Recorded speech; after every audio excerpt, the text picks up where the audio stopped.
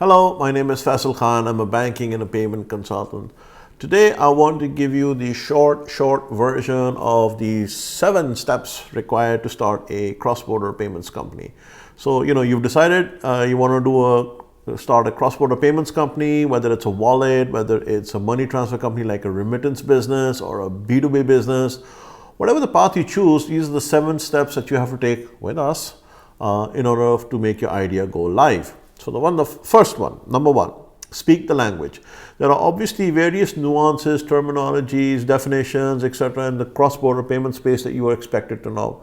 It's the equivalent of going to a restaurant and saying, well, what are fries? What do they do? Can I order one? No, you can't order one. You need to order a bunch. What is a burger? What's a cheeseburger? What is cheese? So, these are the questions will only frustrate the person trying to help you. But if you knew what French fries were, if you knew what a burger was, if you knew what a cheese was or what a cheeseburger was, the whole equation, the whole conversation becomes very easy. So it is important that you get and understand the nuances, the language, the lingua franca, if you will. Spend time learning the terminologies. There are quite a bit of them. I'm on a personal quest to put out between 500 to maybe 750 videos explaining all the small nuances. It'll take me maybe 2 years to do it. But till then, YouTube and Google are your friends. Please go seek them and search these terms. I will also include a link to a playlist that I have that explain all these videos, and you can go from there on. So first thing is speak the language. I think that's extremely important. I apologize, I'm referring to my notes. My memory is not as good as it is, or I would like you to believe as it is. So the second thing is fill out the regulatory coverage form. So this is basically a one-pager on your business, and what it captures is the following. It will capture who you are, what are you trying to achieve, the type of business you intend to carry on, what geographies do you intend to serve, both for receiving and sending, how are you licensed, or perhaps you're not licensed, and that's why the whole reason you're contacting us. So that's there.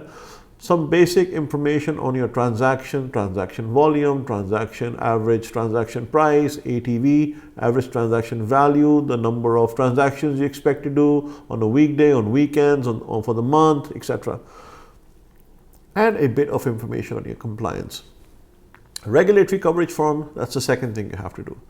Third thing, set up a call. And we will basically schedule a call, and in the call we'll go over your applications, we will discuss it, we'll have clarifications, we may have questions, we may ask you to provide additional documentations, etc. and so forth.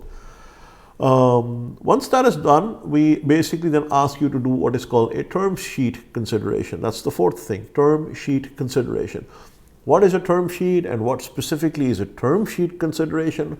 I'll include the links here, or you should see them here.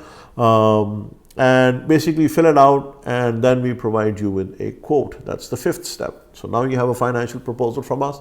So as far as you and I are concerned, this is the parting point, if you will. You can say, well, no, too expensive, or I don't like it, or maybe it's out of my budget, or what have you. Or you may want to go raise finances and then come back, that's okay. So after the quote, if you are willing to go ahead, then we have what is called the referral agreement. You will sign the referral agreement, you will sign the term sheet, and you will provide the deposit that we asked you for. Once that is done, that's the 6th step in case you go ahead. And the last step is introduction to the program manager and the license holder. So what does that mean, introduction to the program manager, the license holder? Well, we introduce you to the person who's going to, or the entity that's going to manage all this for you. You will sign an NDA, and then you'll have these list of 6 small things to run. There'll be due diligence. There will be a sandbox API or technology access given to you. You can get to see the contract drafts. You can see the flow of funds and the transaction set and the source of funds and the KYC and compliance questions. All that would be asked. The correspondent tie-up and processing networks and delivery networks. And the last is obviously commercials.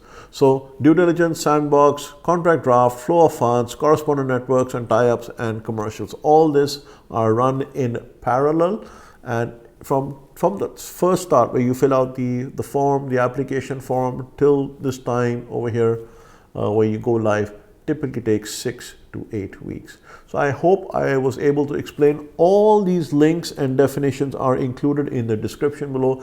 If you would like to get started, the first thing is learn the language. Like I said, as I said, the link is included below. And if you already know the lingua franca, then I suggest you fill out the form and we can get started. So if you have any questions or comments, there's a contact form in the description below. Please fill it out and we'll be happy to communicate. Till next time, Faisal Khan signing off.